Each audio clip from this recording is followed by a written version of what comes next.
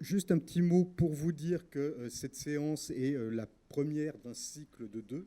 Je ne sais pas si on peut parler de cycle avec juste deux séances. La seconde sera organisée en décembre dans les locaux de l'IAU Île-de-France, qui ne s'appelle plus d'ailleurs l'IAU Île-de-France depuis peu. Mais Cécile Diguet, qui le représente, en dira un petit mot en fin de séance. Et puis un second mot pour dire que ce travail, l'accompagnement de l'équipe de recherche et la conception de cette séance a été réalisé par mon collègue Bertrand Vallet et moi-même. Et Bertrand a un petit souci de santé qui l'empêche d'être là ce matin. Donc, sans plus attendre, je donne la parole à Nicolas Rio et Vincent Josso qui vont vous présenter ce travail, alors qui porte sur IMGP, Inventons la métropole du Grand Paris, et non pas sur l'ensemble des réinventés, mais qui est une amorce à un débat que nous aurons avec des représentants d'autres réinventés tout à l'heure en table ronde. Bonjour, merci à tous d'être venus nombreux. Alors moi aussi je voudrais remercier quelqu'un qui n'est pas présent, qui est Lucille Gréco, qui a contribué avec Nicolas et moi-même à cette étude. Merci au PUCA d'avoir soutenu ce travail. Alors effectivement, un peu comme le PUCA, nous on est un peu des deux côtés de la barrière. On est donc nos deux structures qui sont partie prenante pour Nicolas, le sens de la ville pour moi-même, des praticiens et des observateurs du fait urbain, pour faire court. Et on a des structures qui ont émergé un peu en même temps que les appels à projets. En gros, on peut dire ça, Nicolas, aussi pour partie prenante, il y a 2, 3, 4 ans. Donc difficile pour nous, du coup, de passer à côté. Je parle plus fort. Difficile pour nous de passer à côté. Et on a d'ailleurs, l'un comme l'autre, participé à plusieurs projets d'un côté ou de l'autre de la commande, même si ce n'est pas forcément le cœur de nos activités. Donc, il y a eu deux temps dans ce travail. Le premier, ça a été l'envie de faire émerger à la fois un premier lieu de débat et de faire émerger aussi les questionnements des acteurs qui étaient concernés du côté de la réponse, donc les acteurs privés, associatifs, les maîtres d'œuvre, qui avaient participé à ces premières éditions d'appel à projet, qui se sentaient un petit peu chamboulés dans leur pratique. Et d'ailleurs, ce travail-là a été complété par pas mal d'autres contributions qui se sont intéressées plutôt aux réponses. Donc, quel était le contenu des projets, ou en tout cas des propositions. On verra comment elles se réalisent. Et ce premier temps, qui, comme celui qu'on va vous présenter aujourd'hui, a été conduit avec d'abord un questionnaire, puis des entretiens semi-directifs. Ce premier temps a mis en lumière un sentiment assez unanime de confusion.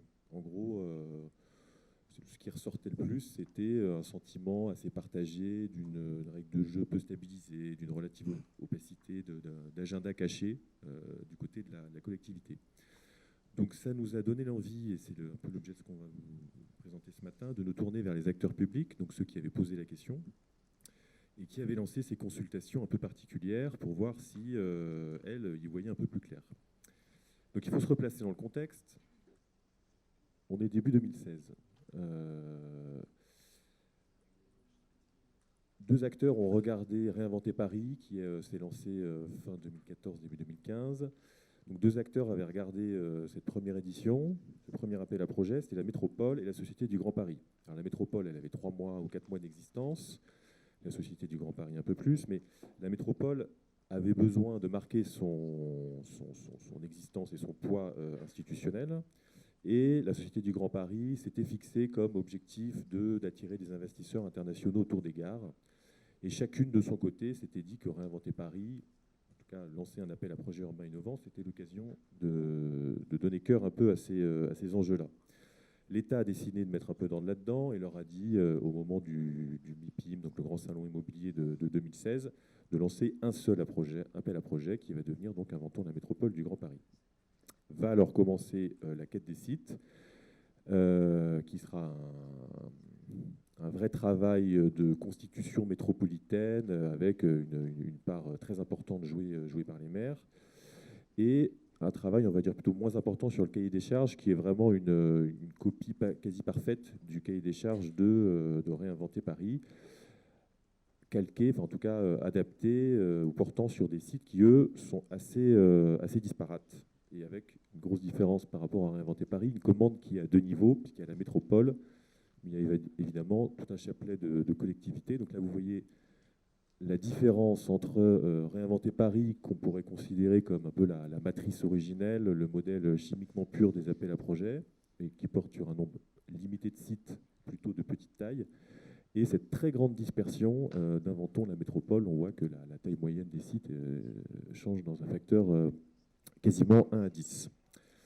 Donc on a une extension du domaine de l'appel à projet qui a continué ensuite. Alors effectivement, Action Cœur de Ville en est le dernier, sans doute la dernière incarnation et une des plus intéressantes, parce que ça va être assez passionnant de voir comment ce mode de consultation s'adapte à des situations encore plus diverses.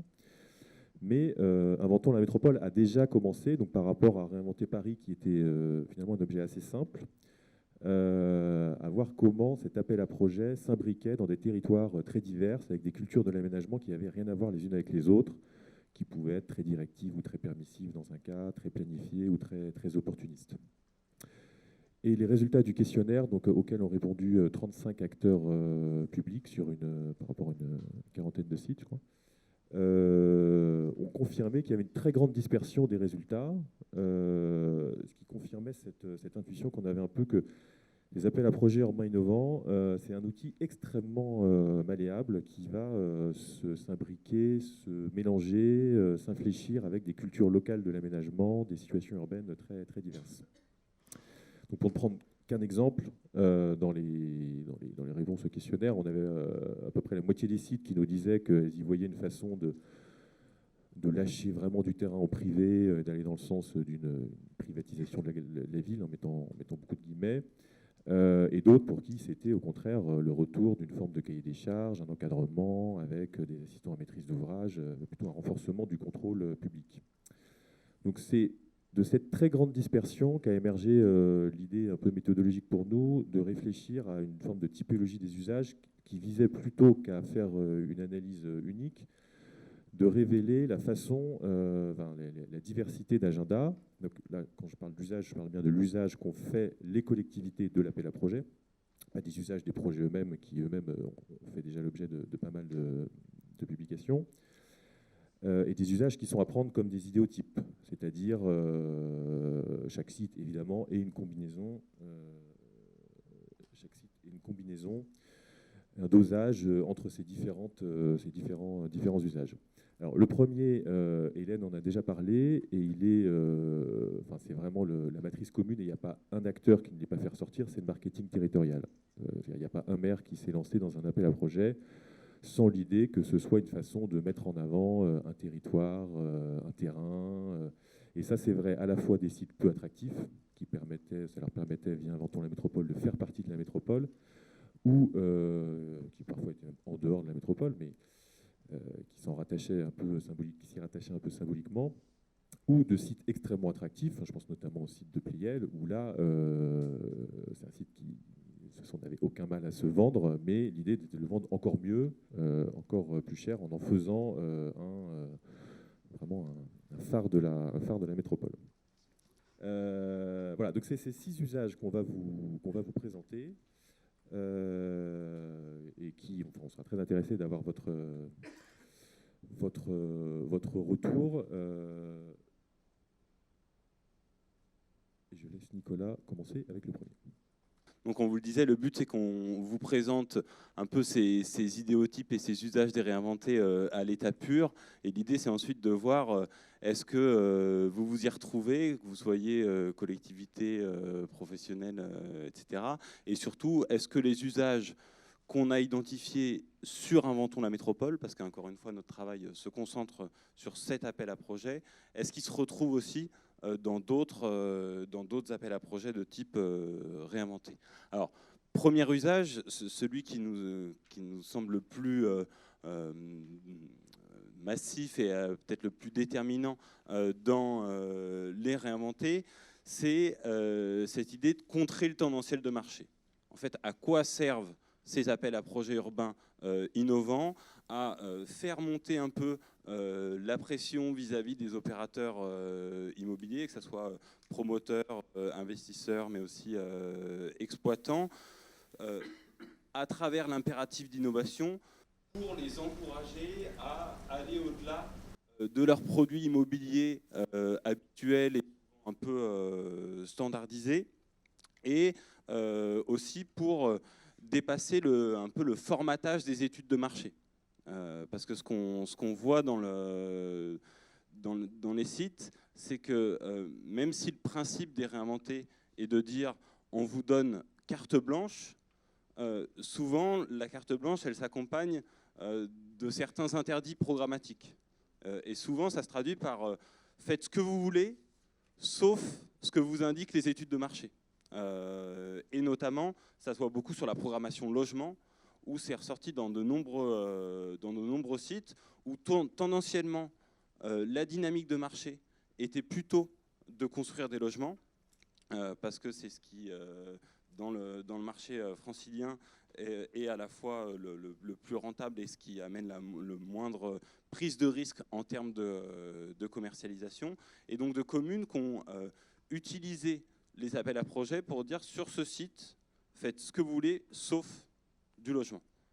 Et ça se retrouve, et plutôt idéalement, à la fois des programmes atypiques et de la programmation tertiaire. Alors on ne l'a pas mis là, mais ça se retrouve quand on consolide toute la programmation sur Inventons la métropole, où on voit que par rapport à la production annuelle de mètres carrés, il y a une surreprésentation de la programmation tertiaire, et qui pose derrière la question de qu'est-ce qui, dans la programmation annoncée, va pouvoir être réellement réalisé. Et ce qui amène aussi à mieux comprendre le principe des réinventés, qui est de dire le prix n'est pas le premier critère de choix. Et pourquoi le prix n'est pas le premier critère de choix? Parce que, en fait, ce qui est demandé aux opérateurs, c'est de prendre des risques dans la programmation et dans sa commercialisation potentielle. Et donc, ce qui se joue dans la négociation avec les collectivités, c'est pas uniquement le prix de la cession foncière, mais c'est aussi le partage du risque et le portage du risque de cette programmation contre-tendancielle, on pourrait dire. Et puis il y a un deuxième aspect derrière ce premier usage de contrer le tendanciel de marché, qui cherche un effet plus diffus, qui est de se dire en fait on va mettre les projecteurs sur un seul site, et dans ce cas-là souvent on va plutôt retenir un petit site pour essayer de développer tout un tas d'innovations à la fois programmatiques, constructives sur les usages.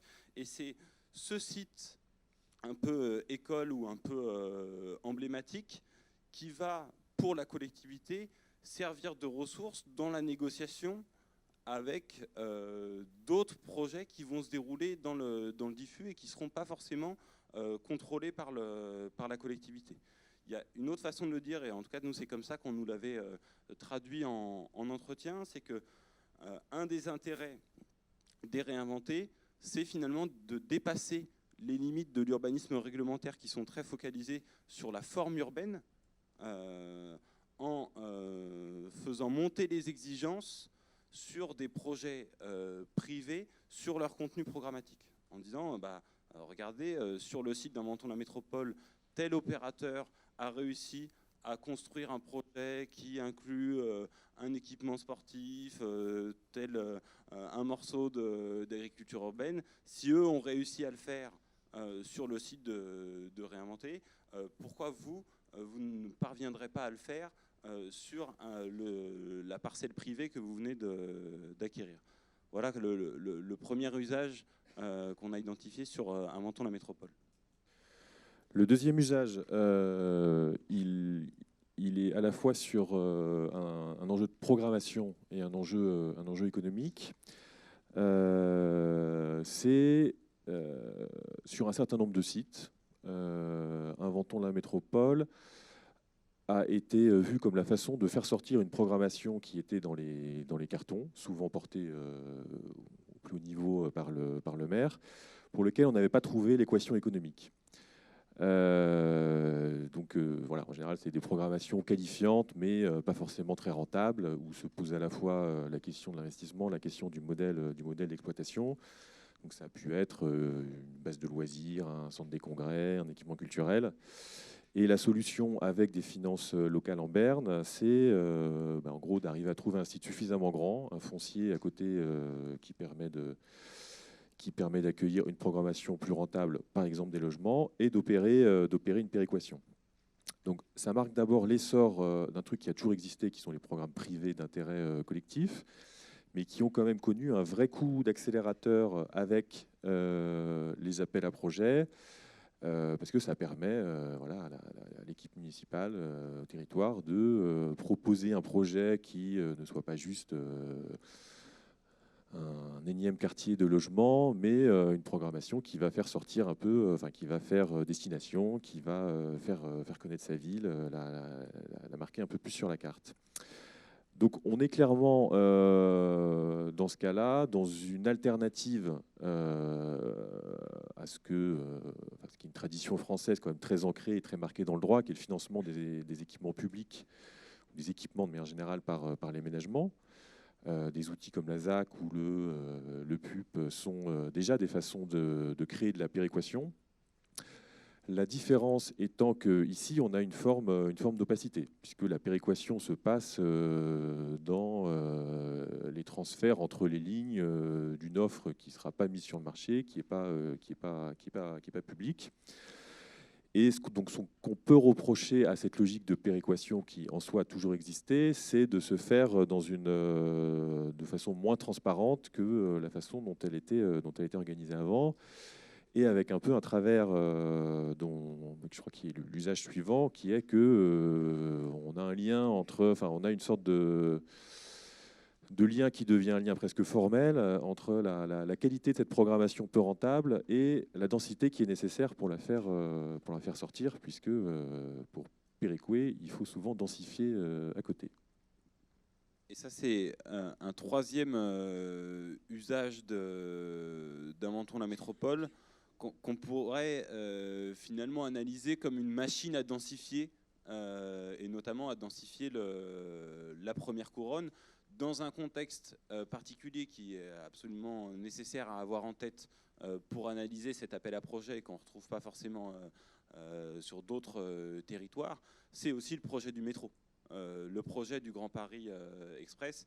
Vincent évoquait en introduction que la Société du Grand Paris est un des deux acteurs à l'origine de cet appel à projet.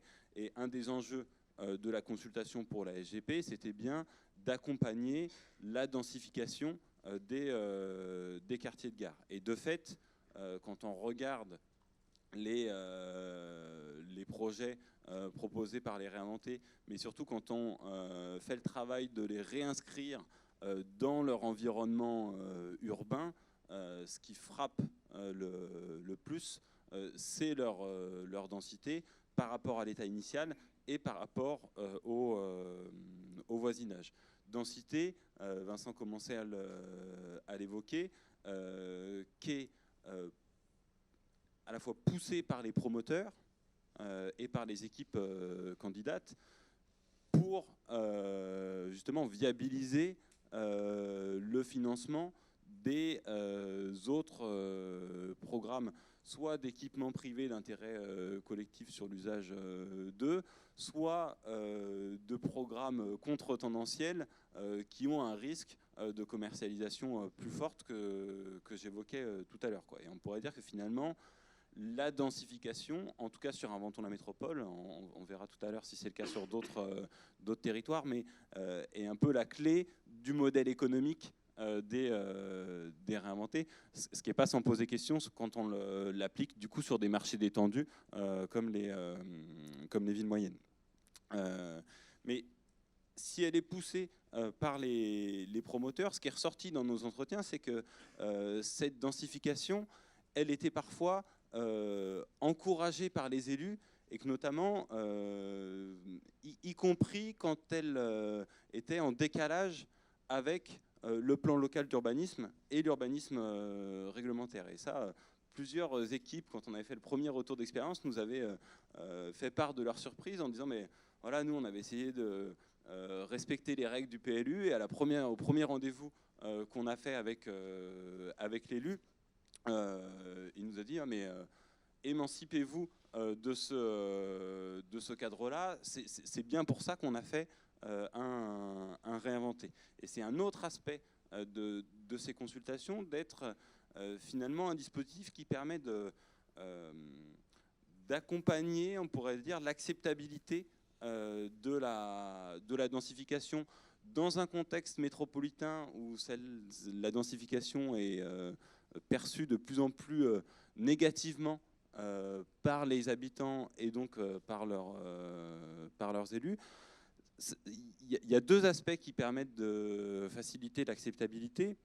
C'est à la fois le récit qu'accompagnent ces projets. On en a parlé en termes de marketing territorial, mais et Hélène Peskin le disait au départ, c'est lié aussi aux projets architecturaux et à l'accent mis sur l'innovation architecturale. Et on se rend bien compte que la densification, elle est plus facile à accepter quand elle s'incarne par un projet qui a été travaillé, qui a une signature qui marque aussi un peu une sorte de reconnaissance pour le territoire, que quand on est sur des volumétries théoriques qui font toujours un peu peur, quoi. Et donc c'est vrai pour l'architecture, mais c'est aussi vrai pour les usages qu'accueillent ces différents projets. Et enfin, notre hypothèse, c'est que si les groupements ont à ce point aussi mis l'accent sur les usages que ça allait accueillir, sur d'autres innovations programmatiques et notamment sur l'agriculture urbaine, c'était aussi pour rendre plus acceptable la densification de ces territoires. Et puis il y a un deuxième aspect, c'est la dimension métropolitaine, où l'intérêt de l'appel à projet, c'est de regrouper chaque site communal dans un même appel à projet métropolitain pour en souligner la vocation métropolitaine, et donc aussi dire sur un site d'envergure métropolitaine, alors c'était évidemment le cas sur Pleyel, mais c'était aussi pris sur d'autres sites dont la vocation métropolitaine était moins palpable à première vue, voilà, que ça a permis d'accompagner ce mouvement-là. Et ça se traduit par le fait aussi, derrière cette notion d'acceptabilité, de changer un peu les règles de la concertation, puisque les réinventer permettent finalement de... Alors contourner, ça serait peut-être un peu fort, mais viennent comme une alternative aux procédures d'enquête publique de l'urbanisme réglementaire et de leur lourdeur potentielle, pour aller plutôt vers de la coproduction à travers l'accent qui a été mis notamment dans Inventons la métropole sur toutes les activités de préfiguration avec les usagers futurs et les riverains du site. Donc on voit que dans le meilleur des cas, ce qui se passe derrière les réinventés, c'est aussi la tentative d'inventer d'autres formes de concertation derrière des projets urbains. Reste à savoir, et ça on le verra dans les années qui viennent, si cette volonté de rendre la densité plus acceptable produit ces effets, parce que ce qui caractérise ces appels à projets, du fait de leur caractère innovant, c'est aussi en partie leur fragilité juridique, qui sont aussi du coup encore plus susceptibles que les PLU de faire l'objet de recours. Le quatrième usage, il se réfère à la question de l'exploitation et des exploitants. Et je crois que ça a été quasiment la chose la plus marquante au début, en tout cas c'est celle que nous avaient fait remonter les opérateurs, je crois que c'est un peu notre expérience personnelle et celle qu'évoquait Hélène Pesquine dans son introduction, c'est l'arrivée possible par les appels à projets souhaités de la maîtrise d'usage, qui fait qu'on a en général des équipes qui ne se limitent pas à des professions gravitant autour de l'immobilier et de la construction, mais des groupements beaucoup plus diversifiés a priori, qui incluent des porteurs de projets, des gestionnaires, des exploitants, et peut-être avec certaines limites, mais tous les membres des équipes, donc dans notre premier retour d'expérience, avaient dit que c'était de nature à établir un tour de table un peu plus collaboratif, des façons de travailler qui étaient moins séquencées, où la question de l'adaptation des lieux à leurs usagers et à l'anticipation des modèles économiques et de la gestion était présent à des moments où, alors que ce n'était pas du tout le cas dans une production immobilière plus classique. Alors, à l'extrême, sur Inventons la métropole, la dimension de promotion immobilière a presque parfois disparu sur certains sites. Et un des usages, là aussi sur quelques sites d'Inventons la métropole, c'était bien plus finalement de trouver un concept d'exploitation et un modèle économique sur des lieux qui parfois étaient juste des lieux à réhabiliter. Je pense à l'ancienne piscine de Saint-Denis ou à la Maison du Peuple à Clichy. Avec du coup un appel à projet qui portait moins sur la cession. Des fois, dans Inventons Métropole, ça a plutôt été des cessions, mais il y a des appels à projet où la question est clairement plutôt une mise à bail d'un bien autour de la recherche d'un exploitant qu'un modèle de projet urbain. Donc on voit que l'outil appel à projet, il peut être extrêmement vaste dans ses attendus et même dans le type de contrat finalement sur lequel il peut déboucher. Mais sans aller jusqu'à cet usage presque exclusif. Donc cette maîtrise d'usage est plutôt mise en avant par les exploitants, les gestionnaires.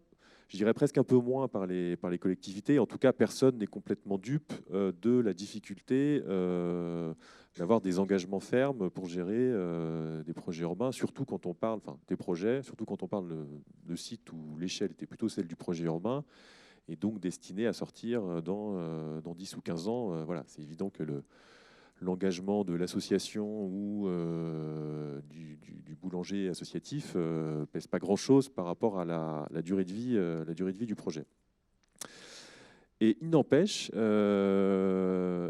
même dans ces cas un peu limite de déconnexion des temporalités, la présence de la maîtrise d'usage est quand même appréciée, encouragée, avec parfois des collectivités qui nous ont dit, bon, en gros, moi je me doute que c'est pas exactement les porteurs de projets qui m'ont été vendus qui vont arriver, mais le fait d'avoir fait émerger cette demande, ces porteurs de projets qui s'intéressent à mon territoire, c'est quelque chose qui m'intéresse. Alors peut-être qu'il les rassure aussi un peu sur l'attractivité du territoire, et puis qui, beaucoup plus prosaïquement, leur permettent parfois de faire du repérage d'acteurs, des formes de pré-commercialisation avec des exploitants, des porteurs de projets, des associations qui peuvent éventuellement se retrouver sur d'autres projets. Donc ça, c'est un usage assez spécifique où, au-delà de l'objet même qui est de céder un foncier pour y construire une opération, Inventons la métropole fait office d'appel à exploitants, d'appel à porteurs de projets qui ont intéressé les collectivités. Un autre usage, alors là on remonte la chaîne la chaîne de valeur de l'aménagement et de l'immobilier beaucoup plus en amont. C'est un usage qui intéresse les relations entre les acteurs publics eux-mêmes. Je vous parlais de cette phase de début 2016 où le président de la métropole a invité tous les maires à proposer leur site. Donc des fois, c'est des sites dont les collectivités étaient elles-mêmes propriétaires. La condition de base était que les sites devaient être publics, maîtrisés par le public ou à 90% maîtrisés par le public. Mais ce n'était pas toujours le fait des collectivités. Il y avait notamment des terrains de l'État, des terrains aussi d'acteurs comme la SNCF. Et c'est quelque chose qui nous a été dit assez clairement, Inventons la métropole, avant même que l'appel à projet soit publié, ça a été une formidable machine à mobiliser ce foncier public qui parfois était enquisté dans des négociations qui n'avançaient pas trop parce que l'évaluation du terrain donnait lieu à des expertises, je sais pas quoi, de libération technique du côté de la SNCF, qui elle-même achoppait sur la programmation d'un projet urbain qui n'était pas bouclé. Et en fait, l'appel à projet a permis de reporter la question du prix sur les opérateurs, en leur faisant faire leur propre compte à rebours, comme on dit, pour déterminer la valeur du terrain, ce qui finalement arrangeait tout le monde. Le propriétaire, qui arrivait quand même à mettre aux enchères son site sans devoir réfléchir uniquement en termes de décote par rapport à la collectivité et son intérêt général, puisqu'il allait le vendre à un privé. Et puis la collectivité qui était quand même en situation, en position de fixer la règle du jeu, et si ce n'est la programmation précise, du moins les exclusions dont parlait Nicolas, en disant, voilà, moi, vous faites le prix que vous voulez, mais moi je veux quand même qu'il y ait... Enfin, vous ne faites pas un projet où il n'y ait que des immeubles de logement de 10 étages. Voilà, donc ça a clairement marché au stade de cette mobilisation. Au passage, aucune collectivité, comme le disait Nicolas, n'a déclaré ou assumé, en tout cas, avoir mis en premier le prix de cession. Mais là aussi, on a un raccourcissement réel, je pense, dans cette phase de mobilisation, la phase qui précède l'appel à projet, ou jusqu'à l'appel à projet lui-même, disons, qui va sans doute, et qui, on commence déjà d'ailleurs à l'observer, repousse un peu la question, parce que une fois que les appels à projets sont rendus, reste une négociation à 3 piliers entre le programme, le projet et la charge foncière, qui n'est pas forcément évidente quand le vendeur, qui a envie, même s'il est public, d'en tirer un bon prix, et la collectivité, qui va plus se poser la question d'intérêt général, sont pas les mêmes. Donc, ce qui a été raccourci par la magie du tout en un de l'appel à projet va sans doute être constitue la complexité même des négociations en cours. Je passe au dernier usage en accélérant un petit peu parce qu'on nous dit qu'il faut qu'on se dirige vers la conclusion, qui est d'initier des dynamiques urbaines à grande échelle, où on voit que l'enjeu des appels à projets de type réinventé, ils se focalisent à la fois sur les sites, mais aussi sur l'effet d'entraînement de ces sites sur leur environnement urbain immédiat. Et nous, une des questions qu'on s'est posées avec Lucille et Vincent en faisant ce travail, c'est de se dire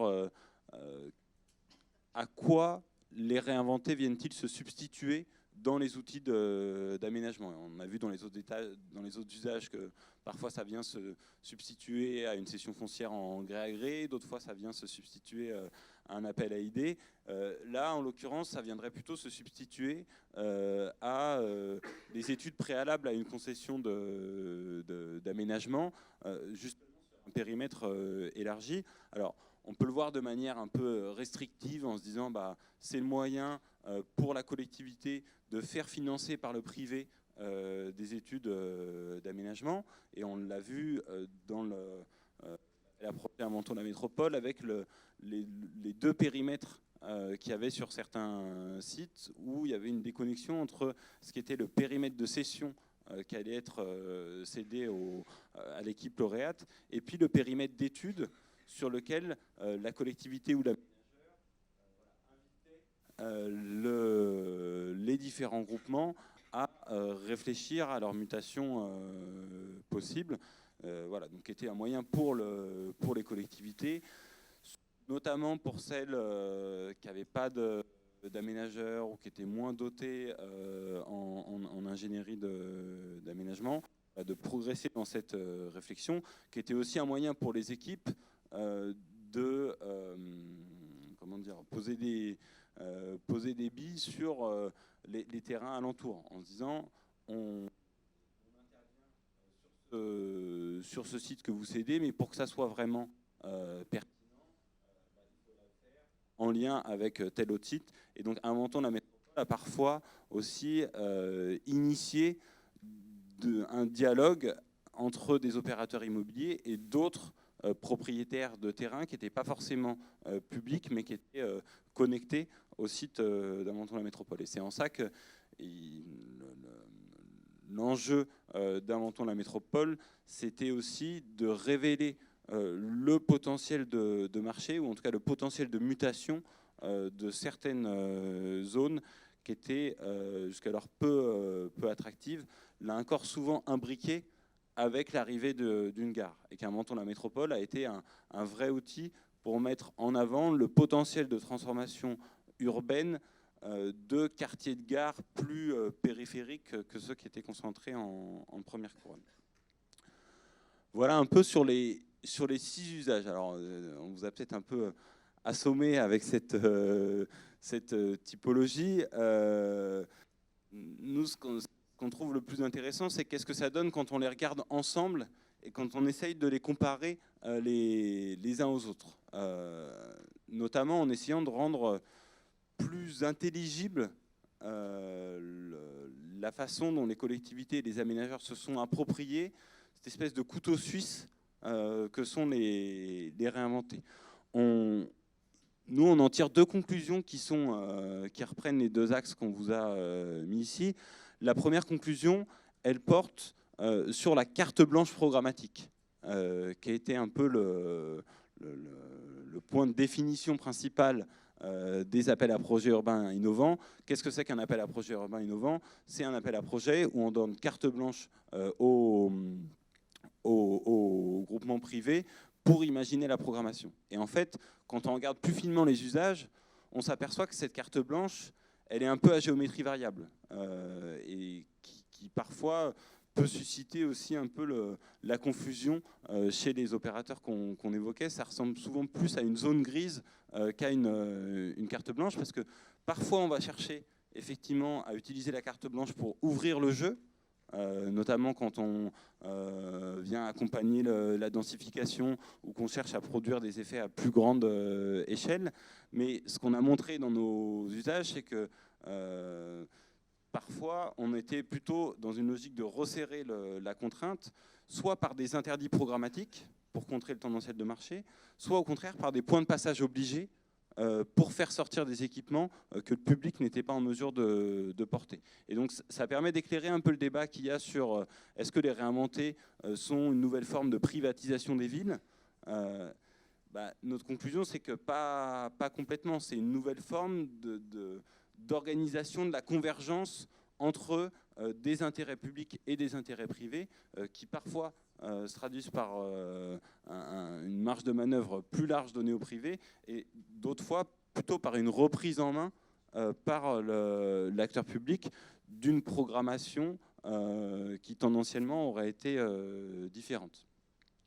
Deuxième conclusion qu'on en tire avec l'axe horizontal, c'est que finalement, en fonction des sites, en fonction de la manière dont elles sont utilisées, ces appels à projets n'interpellent pas les mêmes acteurs. Ce qui est beaucoup ressorti, notamment mais aussi un peu des autres appels à projets, c'est l'entrée des exploitants et des gestionnaires d'espace dès la conception des projets, avec les espaces de coworking, avec les tiers-lieux culturels, avec toutes ces formes de programmation un peu hybrides qui sont portées par des opérateurs. On pense aussi aux salles sportives, aux écoles privées, enfin voilà, tous ces exploitants qui sont apparus dans ces appels à projets et qui sont un peu la traduction de l'avènement d'un immobilier serviciel ou de l'immobilier as a service, où l'exploitation du projet au quotidien compte autant que sa conception initiale et que sa construction. Mais donc ça, c'est ce qui a été beaucoup mis en avant sur les réinventés. Ce qui ressort de la typologie des usages, c'est que les réinventés viennent aussi interpeller l'amont de la chaîne de valeur de l'aménagement et des stratégies foncières, à la fois parce que pour que les sites soient mis dans l'appel à projet, la condition c'était qu'ils étaient de propriété publique. Donc ils supposent une stratégie foncière publique plus offensive, qui là encore vient un peu questionner cette idée de privatisation des villes.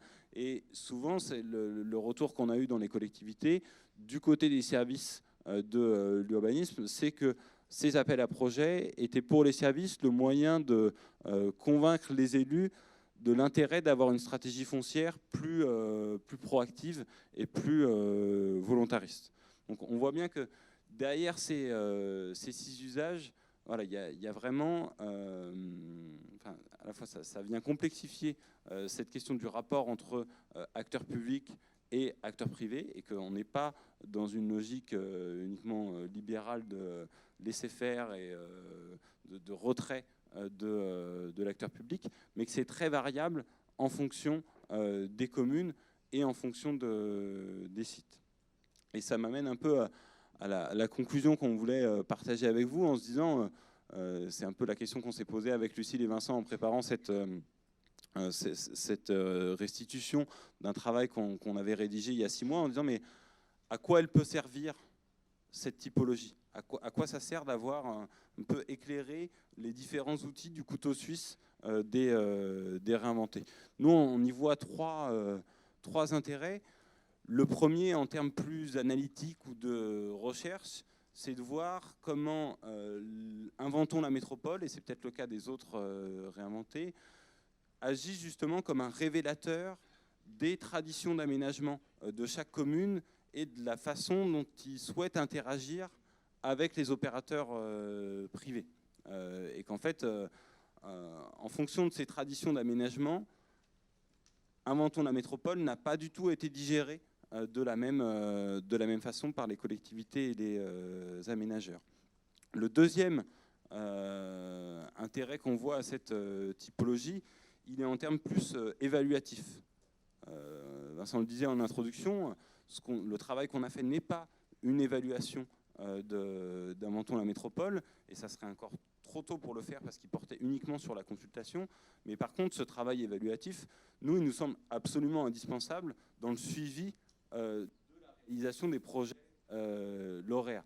Sauf que ce que permet cette typologie, c'est de montrer que finalement, l'enjeu de l'évaluation, c'est peut-être moins de regarder la conformité du projet réalisé avec le projet qui avait été annoncé et vendu au moment de la consultation, parce qu'on sait très bien qu'en fait, c'est pas en 6 mois qu'on va pouvoir boucler un projet, une opération d'aménagement ou immobilière d'envergure. Donc il y a forcément des choses qui vont évoluer, des acteurs qui vont bouger, etc.